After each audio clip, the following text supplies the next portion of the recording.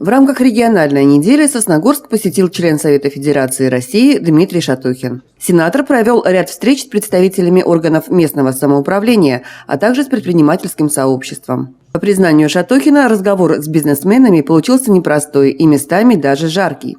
Повышение МРОТ работникам, ценообразование на топливо, гибкость мер поддержки – эти и многие другие острые вопросы прозвучали во время диалога. Некоторые инициативы сосногорских предпринимателей сенатор взял на заметку. Мне понравилась очень даже конкретно такая инициатива, что она, мне кажется, зерно в ней есть.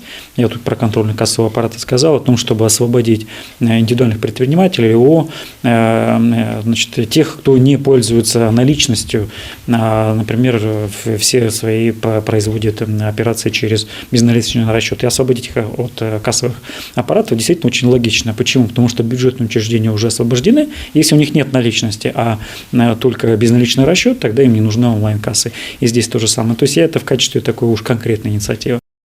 Министр экономики Коми Константин Плехов в свою очередь проинформировал о новшествах регионального законодательства, которые разрабатываются для поддержки субъектов малого и среднего предпринимательства. В рамках визита сенатор осмотрел здание строящегося нового вокзала, служебные помещения, зал ожидания, технические нововведения и оборудование. Для маломобильных групп населения, соответственно, туалет для маломобильных групп населения, входы, выходы. Это основная установка. Она, во-первых, связь с дежурным по вокзалу, связь с полицией и с обратной стороны розетки для зарядки мобильных телефонов. Кроме этого, гость пообщался не только с руководством, но и с работниками железной дороги. Побывал и на производственных объектах. Например, на пульте дежурного, который является центром всей информации о том, что в данный момент происходит на станции и откуда ведется управление автоматизированными системами. Еще одним объектом пристального внимания Дмитрия Шатохина в Сосногорске стал Центр социальной защиты населения. В беседе с соцработниками сенатор поинтересовался практикой заключения социальных контрактов с гражданами, находящимися в трудной жизненной ситуации. Ведь Сосногорск был в прошлом году одним из 2 районов региона, где реализовывался этот пилотный проект.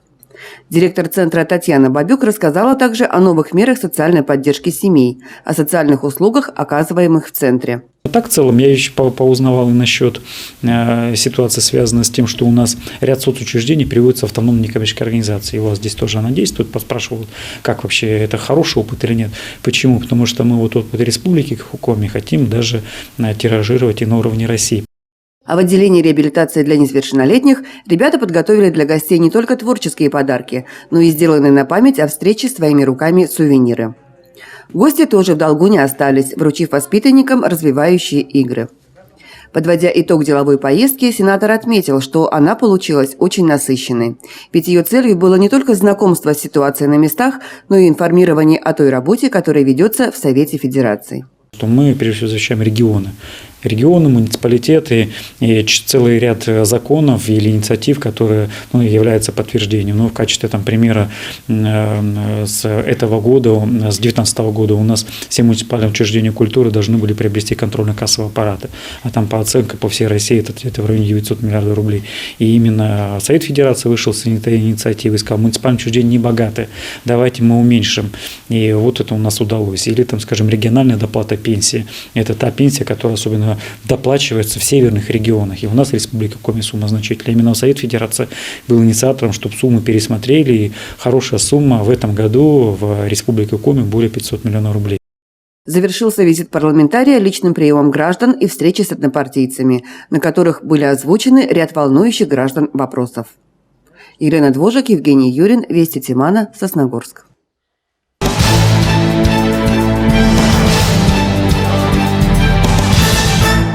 В преддверии памятной даты 31-й годовщины вывода войск из Афганистана, объединившая в своих рядах воинов-интернационалистов, провела отчетно-выборную конференцию. Активисты местного отделения подвели итоги работы за прошедший год, а их оказалось немало. Об этом отметил в своей приветственной речи глава Сосногорского района Сергей Дегтяренко. Мы, конечно же, до сих пор помним всех героев, кто своим мужеством и отвагой стоял на страже безопасности нашей Родины на протяжении долгих 10 лет. Но и сегодня воины-интернационалисты продолжают отдавать все силы Родине. Вы работаете на благо Сосногорского района. Вы участвуете в военно-патриотическом воспитании нашего подрастающего поколения. Союз ветеранов Афганистана города Сосногорска является, наверное, пожалуй, одной из самых активных общественных организаций нашего района. Конференция, в которой приняли участие ветераны боевых действий, началась с отчета председателя Сосногорского отделения Коми-региональной организации «Российский союз ветеранов Афганистана» Владимира Жигунова.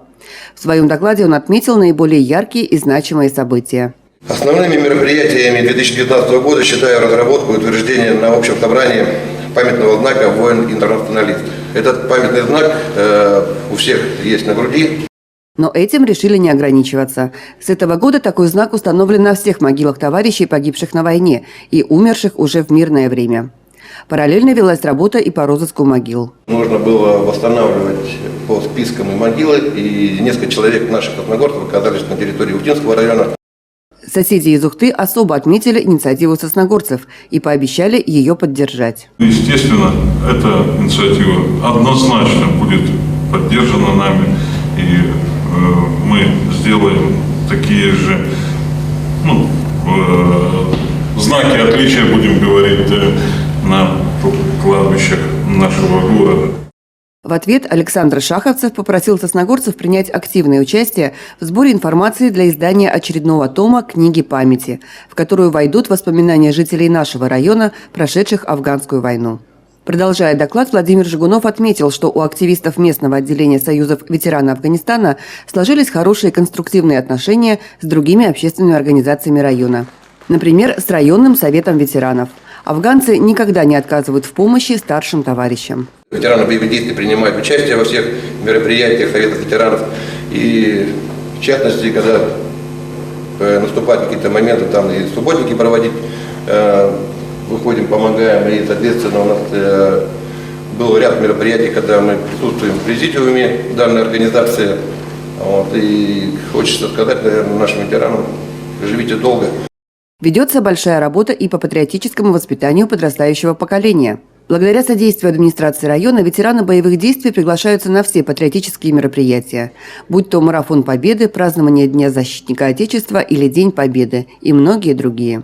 Эта работа в нашем районе проводится системно. За последние годы во всех учебных заведениях, чьи выпускники погибли в горячих точках, установлены памятные доски. В 2 городских школах и технологическом техникуме организованы музеи боевой славы воинов-интернационалистов. Мы не только присутствовали на открытии, но и ведем регулярную шефскую работу с учениками, студентами этих учебных заведений. Еще одним поводом для гордости общественной организации стал сквер воинов локальных конфликтов в Сосногорске, уже давно переставший быть просто местом отдыха. В минувшем году было завершено его оформление. И в окончательном своем варианте сквер стал местом славы разных родов войск, где круглый год проводятся те или иные мероприятия. Заслушав доклад, члены конференции проголосовали за то, чтобы признать деятельность общественной организации за прошедший год удовлетворительной. Затем перешли к переизбранию председателя. Здесь обошлось без сюрпризов. Единогласным решением конференции на ближайшие 3 года им вновь стал Владимир Жигунов. Завершилась конференция церемонией награждения. Почетной грамотой района за активную работу был награжден Эльчин Гадиров, а краеведу Валерию Хозяинову вручили памятную медаль за постоянное внимание к судьбам воинов-интернационалистов и серию материалов о них. Также грамотами регионального отделения были отмечены наиболее активные члены союзов ветеранов Афганистана. Елена Двожик, Евгений Юрин, Вести Тимана, Сосногорск.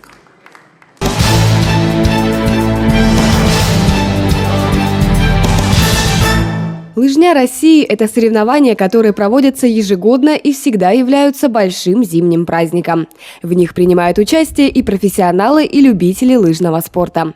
Заранее готовятся выйти на большую дистанцию и дошкольники, но пока для них организован отдельный день, где они могут приобщиться к всероссийскому празднику, встав еще пока на совсем маленькие лыжи. Детские сады номер 1 и номер 2 участвуют в этом мероприятии, ставшем уже традиционным для нашего города Сосногорска. Ребята будут участвовать, будут побеждать. Главное у нас не победа, а участие. Так что ребятам это, я думаю, всем понравится. И Очень хорошо, что у нас так много детей, которые участвуют, задействованы в этом мероприятии. Спортивный праздник предполагал массовый забег на лыжах. На трассе складывалась особая атмосфера, которая заставляла всех сконцентрироваться и собраться с силами. Ребята бежали к финишу, стараясь обогнать друг друга. А в это время на импровизированных трибунах только и слышалось победное «Ура!», которое кричали младшие детсадовцы. Приятно было видеть улыбающиеся жизнерадостные лица участников соревнований, пересекающих финишную черту. Юные лыжники с большим интересом прошли всю дистанцию и остались довольны. Ведь лыжный спорт обеспечивает бодрость, жизнерадостность, восстанавливает хороший сон и аппетит, воспитывает такие личностные качества, как смелость, выносливость, настойчивость, сила воли. Все необходимые качества для современного подрастающего поколения. Влада Гришаева, Евгений Юрин, Вести Тимана, Сосногорск.